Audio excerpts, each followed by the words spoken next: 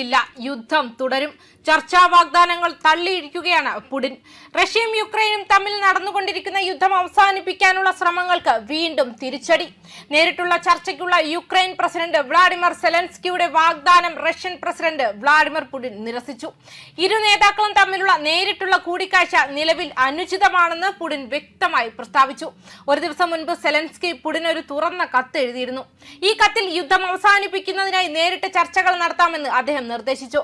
ഈ യുദ്ധത്തിൽ നിന്നും ഒരു വഴി കണ്ടെത്തേണ്ട സമയം അതിക്രമിച്ചിരിക്കുന്നുവെന്നും രണ്ട് നേതാക്കളും നേരിട്ട് ആശയവിനിമയം നടത്തണമെന്നും സെലൻസ്കി എഴുതി. എന്നാൽ സെന്റ് പീറ്റേഴ്സ്ബർഗിൽ നടന്ന റഷ്യയുടെ പ്രധാന സാമ്പത്തിക ഫോറത്തിൽ പുടിൻ ഈ നിർദ്ദേശം നിരസിച്ചു. സെലൻസ്കിയുടെ കത്ത് പൂർണ്ണമായും ആത്മാർത്ഥമായി തോന്നുന്നില്ലെന്നാണ് അദ്ദേഹം വ്യക്തമാക്കിയത്. കത്തിലെ ചില അഭിപ്രായങ്ങൾ സംസ്കാര ശൂന്യമാണെന്നും പുടിൻ പറഞ്ഞു. ഇപ്പോൾ അത്തരമൊരു കൂടിക്കാഴ്ചയിൽ അർത്ഥമൊന്നുമില്ലെന്നും ഞാൻ കാണുന്നില്ല എന്ന് പ്രസിഡന്റ് പുടിൻ പറഞ്ഞു. ആദ്യം വിദഗ്ധ തലത്തിൽ പ്രവർത്തനങ്ങൾ നടത്തണം, പരിഹാരങ്ങൾ വികസിപ്പിക്കണം. അതിനുശേഷം മാത്രമേ നേതാക്കളുടെ യോഗം നടക്കൂ. റഷ്യൻ സൈന്യത്തിന്റെ മുന്നേറ്റം തടയുക എന്നതാണ് യുക്രൈന്റെ ഏക താൽപര്യമെന്നും റഷ്യൻ പ്രസിഡന്റ് പറഞ്ഞു. റഷ്യ അതിന്റെ പ്രഖ്യാപിത ലക്ഷ്യങ്ങൾ കൈവരിക്കുന്നതുവരെ യുദ്ധം തുടരുമെന്നാണ് അദ്ദേഹം ആവർത്തിച്ചത്.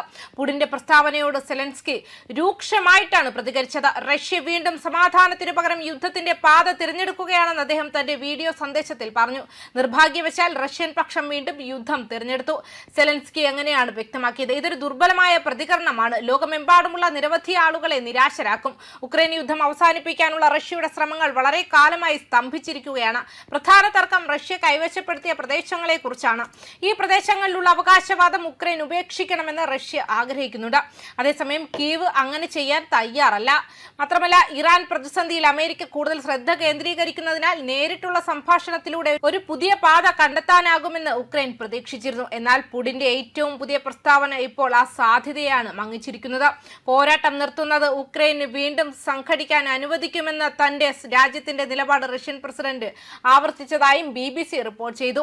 മോസ്കോയുടെ ആവശ്യങ്ങൾ നിറവേറ്റുന്നില്ല. വിദഗ്ധർ പ്രവർത്തിക്കാൻ തുടങ്ങി ചില പരിഹാരങ്ങൾ കൊണ്ടുവന്നതിനു ശേഷം മാത്രമേ ഒരു യോഗം നടക്കൂവെന്നും അദ്ദേഹം നിർദ്ദേശിച്ചു. നമ്മുടെ സായുധ സേനയുടെ മുന്നേറ്റം ഉക്രൈനിയൻ പക്ഷം തടയുക എന്നതാണ് ഏക ലക്ഷ്യം. പക്ഷേ നമുക്ക് കരാറുകൾ ആവശ്യമാണ്. 6 മാസത്തേക്കോ 3 മാസത്തേക്കോ അല്ല, മറിച്ച് ദീർഘകാലത്തേക്കെന്നാണ് പുടിൻ പറഞ്ഞത്. സൈനിക പ്രവർത്തനങ്ങൾ ഒരു ദിവസം അവസാനിക്കുമെന്ന് ഞങ്ങൾ കരുതുന്നു. നമ്മൾ സ്വയം നിശ്ചയിച്ച ലക്ഷ്യങ്ങൾ നേടിയത് കഴിഞ്ഞാൽ അവ അവസാനിക്കുമെന്നതിൽ സംശയമില്ല. തെക്കുകിഴക്കൻ ഉക്രൈനിലെ കിഴക്കൻ ഡോൺബാസ് മേഖലയുടെ പൂർണ്ണ നിയന്ത്രണം ക്രെംലിൻ നിർബന്ധിക്കുന്നതിനാൽ റഷ്യയും ഉക്രൈനും തമ്മിലുള്ള സമാധാന ചർച്ചകളിൽ പ്രാദേശിക ഇളവുകളുടെ പ്രശ്നം ഒരു പ്രധാന തടസ്സമാണ്.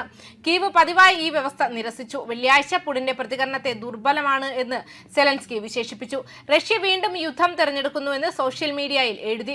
ആ പ്രതികരണത്തിൽ ലോകമെമ്പാടുമുള്ള പലരും നിരാശരായിരുന്നുവെന്നും ഞാൻ കരുതുന്നുവെന്നും അദ്ദേഹം സോഷ്യൽ പ്ലാറ്റ്ഫോമായ എക്സിൽ എഴുതി. അദ്ദേഹം ഒന്നും മാറ്റാൻ ആഗ്രഹിക്കുന്നില്ല. ഈ യുദ്ധം അദ്ദേഹത്തെ മാത്രമേ ആകർഷിക്കുന്നുള്ളൂ എന്ന് സമ്മതിക്കാൻ അദ്ദേഹം ആഗ്രഹിക്കുന്നില്ല. അദ്ദേഹത്തിൽ നിന്നും പണം സമ്പാദിക്കുന്നവരെയും അവരെല്ലാം ഇന്ന് വളരെ വിശാലമായി പുഞ്ചിരിക്കുകയായിരുന്നു. റഷ്യയ്ക്ക് മേൽ കൂടുതൽ സാമ്പത്തിക സമ്മർദ്ദം ചെലുത്തണമെന്ന് സെലൻസ്കി കൂട്ടിച്ചേർക്കുകയും ചെയ്തു. യുക്രൈനിലുള്ള സൈനിക സഹായത്തിനും റഷ്യയ്ക്ക് മേൽ അധിക ഉപരോധങ്ങൾക്കും ധനസഹായം നൽകുന്ന ഒരു നിയമം വ്യാഴാഴ്ച US ഹൗസ് പാസാക്കി. 18 റിപ്പബ്ലിക്കന്മാരും ഒരു സ്വതന്ത്രനും ഡെമോക്രാറ്റുകളിൽ ചേർന്ന് നിയമനിർമ്മാണം മുന്നോട്ട് കൊണ്ടുപോയി എതിർത്ത് വോട്ട് ചെയ്ത ഏക ഡെമോക്രാറ്റ് പ്രതിനിധി ഇൽഹാൻ ഒമർ ആയിരുന്നു. പുടിനും സെലൻസ്കിയും ഒരു കൂടിക്കാഴ്ചയ്ക്കായി ഒത്തുചേർന്നാൽ അത് മഹത്തായ കാര്യമാണെന്ന് പ്രസിഡന്റ് ട്രംപ് വ്യാഴാഴ്ച മാധ്യമപ്രവർത്തകരോട് പറഞ്ഞിരുന്നു. അവർ അത് പൂർത്തിയാക്കണം, ഓവൽ ഓഫീസിൽ വെച്ച് അദ്ദേഹം പറഞ്ഞു. യുദ്ധം അവസാനിപ്പിക്കാൻ ഇരുപക്ഷവും ഒടുവിൽ വിട്ടുവീഴ്ചകൾ ചെയ്യുമെന്ന് താൻ വിശ്വസിക്കുന്നതായുമാണ് അദ്ദേഹം പിന്നീട് കൂട്ടിച്ചേർത്തത്. ന്യൂസ് ഡെസ്ക് കർമ്മ ന്യൂസ്.